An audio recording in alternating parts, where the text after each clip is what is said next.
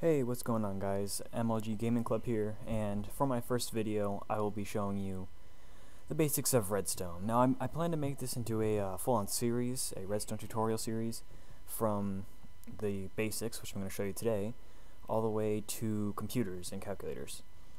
So to start off, I will show you. Now this is assuming you have no idea how Redstone works at all, but I'm sure many people do know how Redstone works at a fundamental level. So if you don't know anything, then you probably want to watch this. If not, you may want to skip to the next video, or maybe just fast forward until I get over there. Alright, so the first thing you have to know is that these are all the different kinds of inputs as of 1.4.4. I hope they are. So one input or power source is a redstone torch. Now, as you can see, this is a continuous power source regardless of any other inputs, unless I were to turn this torch off, which I'll talk about later. But right now it's a continuous power source for this redstone. A button is another input, which if I push the button, then the power comes on for a little bit and then turns back off. Same thing with the wooden button. Now the only difference hold on. Oh, I think a wooden button actually lasts longer than a stone button. I didn't know that. Okay. So that's one difference between the two, is a wooden button lasts longer than a stone button. And another difference is that wood buttons can be shot with arrows to activate them. Another input is a lever, which, as you can see when flipped, will give a continuous flow of redstone, or a continuous current of redstone, until it's flipped again, which turns it off. It's like a normal light switch. This is basically what it is. Next one is pressure plates, which only turn on when you are stepping on them, or a mob is stepping on them. And for wooden pressure plates, items also activate it, but not for stone pressure plates. I kind of missed there, but see, that doesn't activate unless a mob is standing on it, or you. And the newest addition to the inputs are tripwire. So if you or a mob were to activate the tripwire by stepping on it, then redstone power would be sent out through the blocks that the tripwire is connected to on either side. Okay, so that's all for the inputs. Now for the outputs, which is basically what your redstone device would connect to, or one of the possibilities of it connecting to. One of them is a door. Obviously, it would open the door when the power's on, for both kinds of doors. Fence gate, similar to a door. A trap door. I had to put it behind it because I couldn't really put it on either side without it looking bad. A piston, which will extend or retract. A redstone lamp, which will turn on. Let me set it to night. It'll emit light when powered. A note block, which actually probably can't hear too great because I have the sandstone under it. There you go.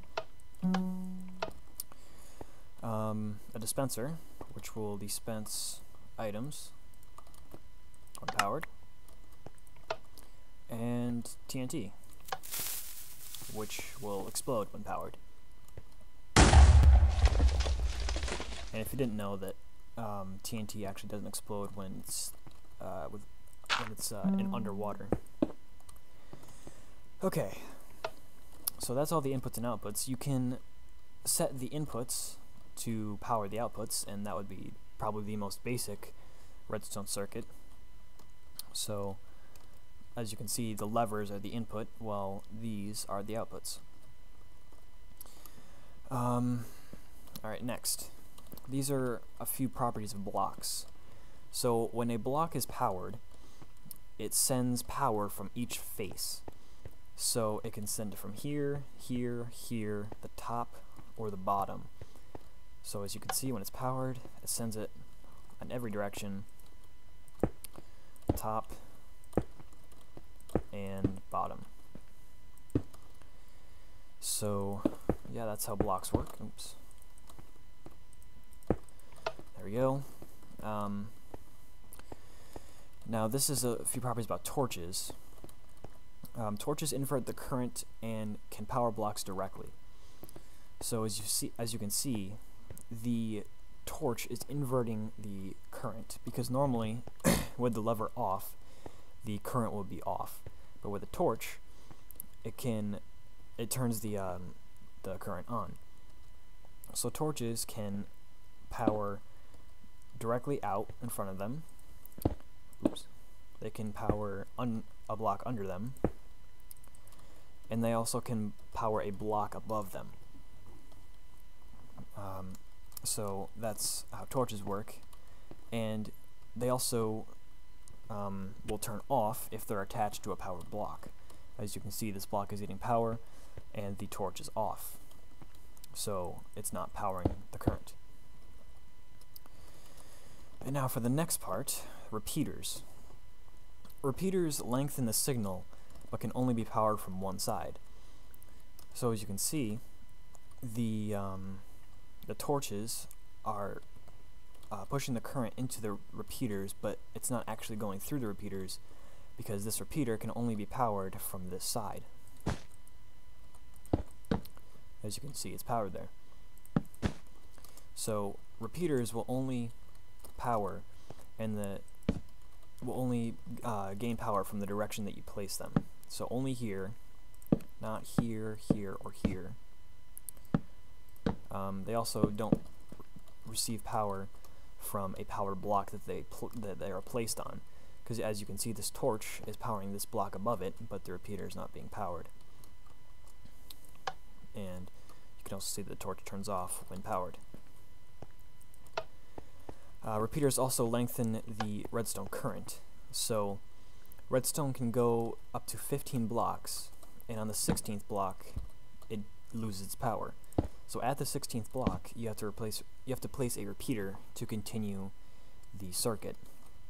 Now it doesn't have to be the 16th block; it works at any other point.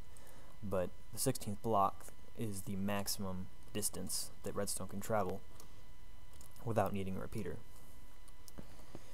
Okay, so that's a few basic things. Now a little bit more advanced, not too advanced, is an AND gate. Now basically what an AND gate does is it only allows an output if both inputs are on. So as you can see, I have two input levers here and an output. So as you can see, the output is off, and if I turn one lever on, it still is off. If I turn the other lever on, it's still off, and if I turn both levers on, it's on. So this works because the torches are powering this middle dust, which powers the block underneath it, which turns off the torch. So unless both torches are being powered from these levers, the redstone will still be on, which will not allow the current to go through. But if both levers are pulled, then the torches turn off, the redstone turns off, the torch turns back on, and the power goes through. So it's basically just the concept of torches and how they work. Another quick property about repeaters and blocks, or just blocks in general, is that repeaters can push the current through a block, but only repeaters can do that. Redstone cannot push the current through a block, unless, of course, there's a redstone on top. But you don't need the redstone on top if there's a repeater here, which is quite useful. Pistons, obviously, a normal piston will be able to push a block, but not retract it. And a sticky piston will push a block and also retract it. As you can see, it's sticky. Okay, so those are pistons.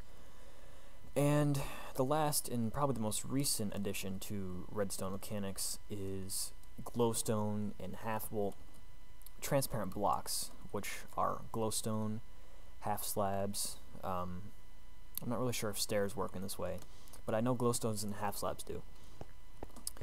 So if you were to power this set of glowstone here, basically what it's doing is sending the redstone up and sends it vertically up. And the way this works is that the glowstone acts as a transparent block, meaning the redstone doesn't actually count it as a block. So the redstone can be placed on these blocks and it'll power the next parts of the redstone, because if it's acting as if this block wasn't here. So if I were to take away this block, normally the redstone would connect like this, but since it's a transparent block, it can be powered directly through. However, this is not the same for powering it down. Glowstone cannot be used to power signal that goes straight down, only going up. And a way that you can counteract this is to have the block under it, a normal block, and then send it down however way you want, either a spiral staircase, or you can send it out this way, or whatever you want to do. So this is a good way to split the wire into two equal currents. So as you can see, this is the original wire, and it's splitting off to go up and down that way, which is useful in advanced circuitry. And that's really about it for the basic. This is another gate that I just threw in here because it basically combines all these properties that you just learned. It's called an XNOR gate, and basically how it works is when both inputs are the same, then the output is on, and when they are different, the output is off. So since both inputs are off, both levers are in the up state, then the output is on. If they were both in the down state, it would still be on. If they were different, however, it would be off, as you can see. Now, I'm not going to get into the details of how this works, but it basically uses all these properties of redstone into one. It uses glowstone that sends it, the glowstone splitter thing right here. It sends the power up and down. The redstone is powering this block, which will turn off the torch, as you can see. The torch is powering this block, which powers this redstone, but it doesn't power the repeater, because repeaters can't receive power from below. It also uses this piston, sticky piston, to push the block down, and if the repeater is getting power, it'll push the signal through the block. So basically it just combines everything that you learned into one device that is very useful for advanced circuitry such as computers and calculators. So thank you for watching. This has been my first episode in my Redstone tutorial series, the most fundamental parts of Redstone.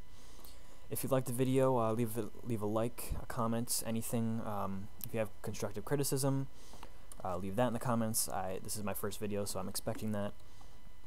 And yeah, if you want to see more about Redstone and Minecraft or any other games, tell me, subscribe. I'll surely be putting up some more videos. So thank you for watching, and have a nice day.